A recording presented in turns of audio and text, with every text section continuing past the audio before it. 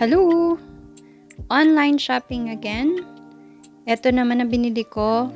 Soundproof acoustic foam. Sobrang pipi niya nung na-receive ko siya. Buti na lang binasa ko yung instructions. At nakalagay doon na kailangan pala siyang basain at patuyuin within 24 hours para bumalik siya sa kanyang original form. Available siya into different colors katulad ng mga yan. Nag-prepare na ako ng mga kailangan ko para mailagay ko na siya.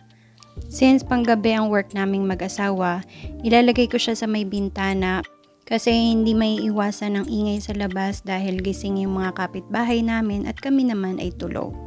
Sinukat ko muna yung haba at lapad ng bintana bago ko ginupit-gupit tong karton dahil dito ko ididikit yung mga foams. Salamat naman at binigyan ako ng adhesive tape nung seller kaso lang nagkulang pa rin siya. Dalawang colors pala yung binili ko, isang pack ng gray at isang pack ng black at ginawa kong alternate yung pagdidikit sa kanya, isang pahalang tsaka isang pahiga.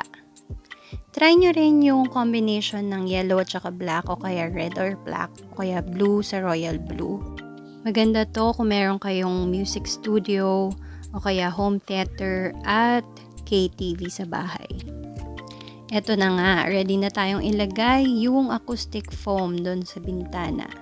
So after kong ilagay yung adhesive, dinikit ko na rin siya. This is it!